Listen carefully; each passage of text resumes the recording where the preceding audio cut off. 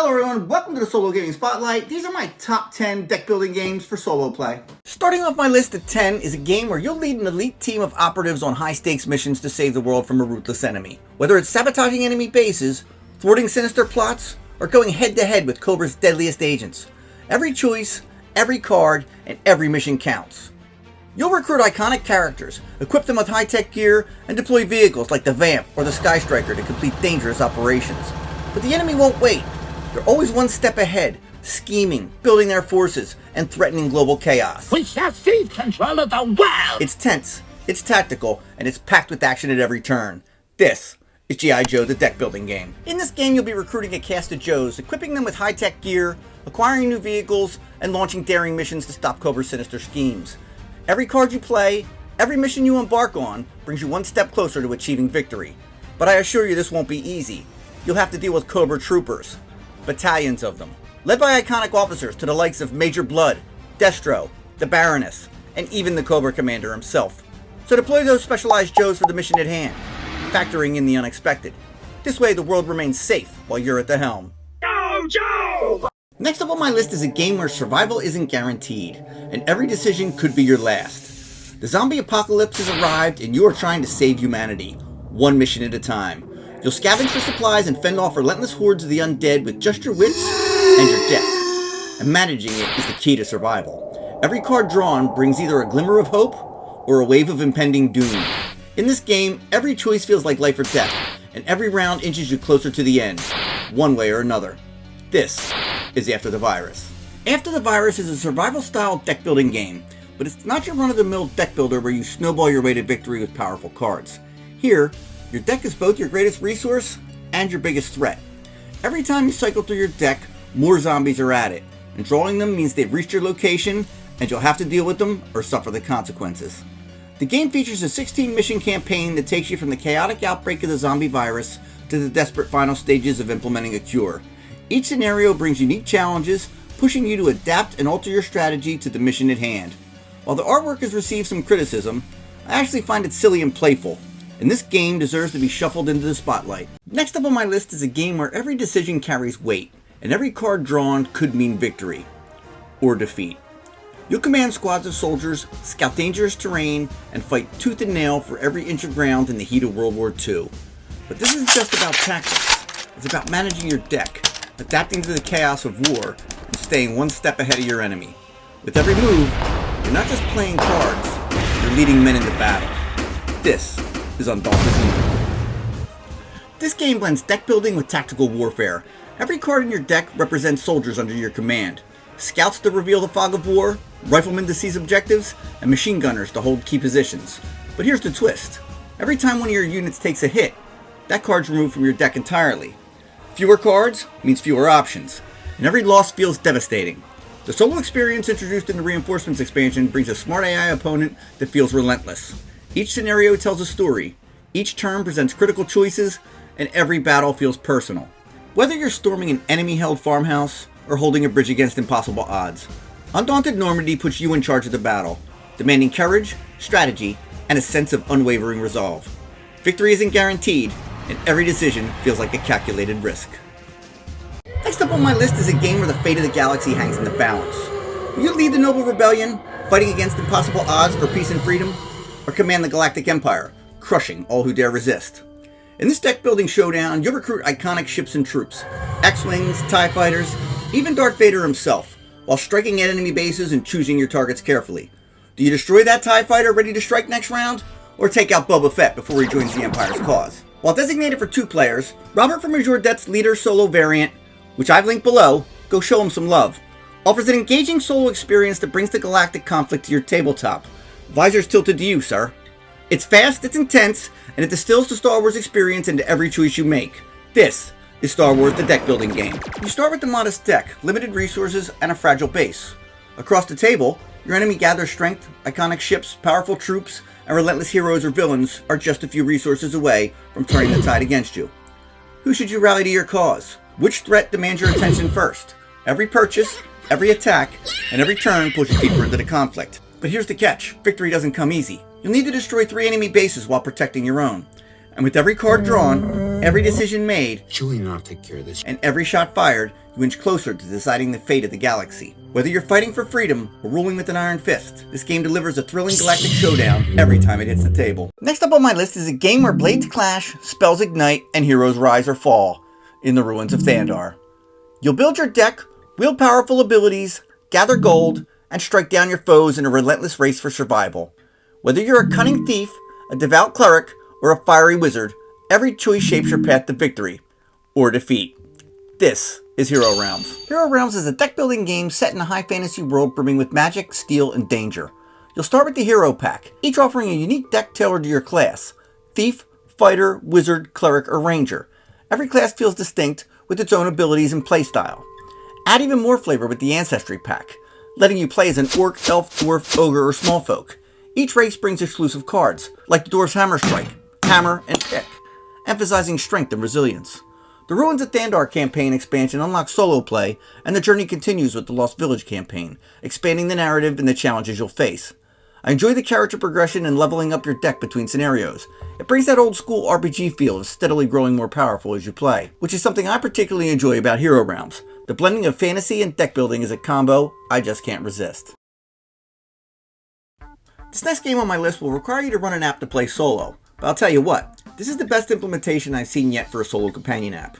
The app will take you through a campaign, chapter by chapter, with varying setups, different pre-planned encounters, and events that occur throughout. As you can see from the app, I'm referring to Clank, and this is the Catacombs iteration of the game, which features the campaign play. In Clank, you're an adventurer with sticky fingers, trying to claim an artifact and other riches from the twisting, ever-changing catacombs where a dragon resides. But every step you take, every treasure you snatch, and every move you make adds noise. Noise that could wake the dragon. And trust me, you don't want to wake the dragon. What sets Catacombs apart from other Clank games is the modular tile laying system. Instead of a fixed board, every tile you place shapes your path, creating new choices and dangers every time you play. Will you delve deeper for greater rewards, or make a hasty retreat before the dragon catches your scent? The campaign adds a pleasant narrative adventure to the experience and is my favorite version of Clank to play so far. In the end, it's not just about the treasure. Well, it kinda is. Well, no, really it's about making out alive. With the treasure. And this light, fun approach that blends the dungeon delving experience with deck building will not be denied its rightful place on this list. All the Clank games are fun, but Catacombs steals the show. Next up on the list is a game where you'll guide a fledgling civilization through the rise and fall of empires. You'll build, conquer, and adapt as your nation evolves from humble beginnings to a dominant force. Every turn brings tough choices. Do you expand your territory, stabilize your unrest, or invest in powerful developments? But power comes at a price, and unrest looms large as you navigate the fine balance between ambition and stability.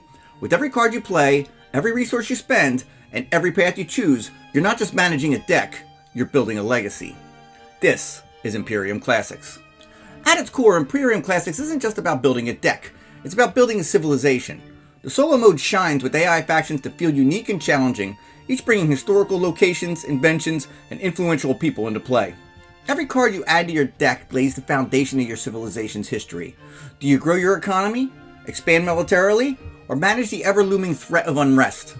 The asymmetry between nations creates endless replayability, and the solo campaign ties everything together into an epic experience. Ultimately, your empire will be judged by the glory points you've earned, a measure of your accomplishments and the legacy you've carved into history. It's strategic, thematic, and deeply rewarding, earning its well-deserved spot on this list. Next up on my list is a game where you assemble a team of iconic heroes, build your deck with powerful abilities, and face off against an infamous mastermind in an epic battle to save the world. Along the way, you'll be clashing with their relentless henchmen and various villains in your attempt to defeat the mastermind as they enact their sinister scheme. You'll carefully craft your deck, looking to unleash powerful combos in a race to save the world. The gameplay is fast, the choices are fun, and the battles are truly legendary. In Marvel Legendary, you'll start with some shield agents and troopers and be recruiting different hero actions like Thor's Call Lightning to deal damage, or Wolverine's Healing Factor to get rid of those pesky wounds. Each hero brings a thematic and powerful action to the table, accompanied by 3 other cards that complement their style.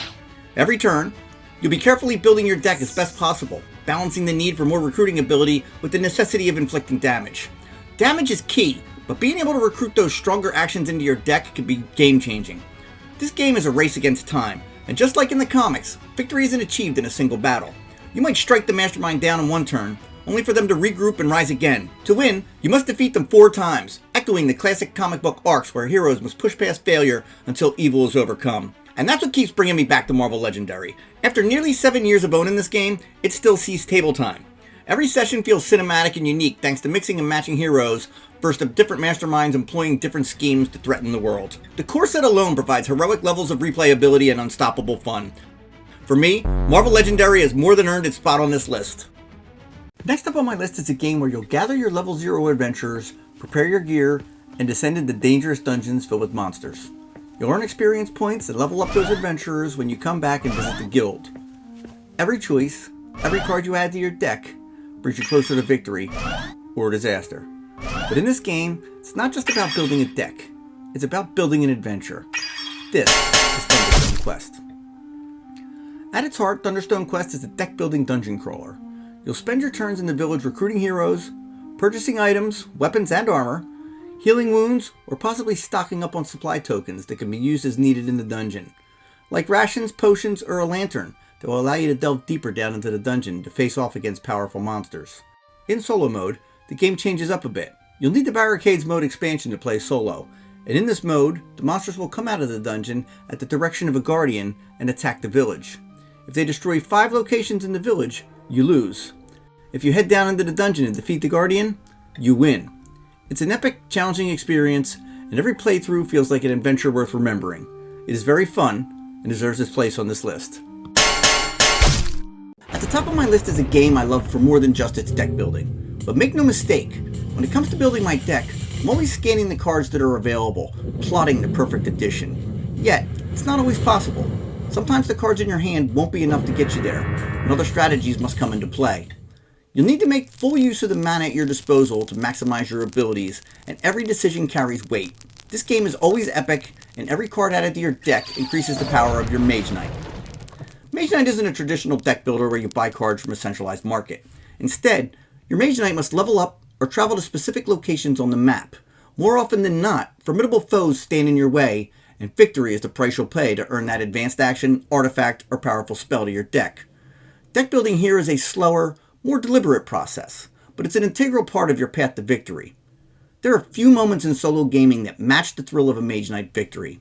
I mean, starting that final assault on the city, and being able to squeeze every ounce of value from your followers, skills, and abilities on the cards in your hand, and using the necessary matching mana to enhance just the right abilities needed to take the game down for a win, it's not something that happens often for me. So when it does, it's an absolute feel-good moment that has me jumping out of my chair, pumping my fist. And it's those rare, hard-fought moments that make Mage Knight reign supreme on this list. I know, it's not a traditional deck builder, but make no mistake, it is a deck builder. Leave your arguments in the comments below. They'll be laughed at by the court jester, and likely be fed to the dragons. Don't forget to like and subscribe.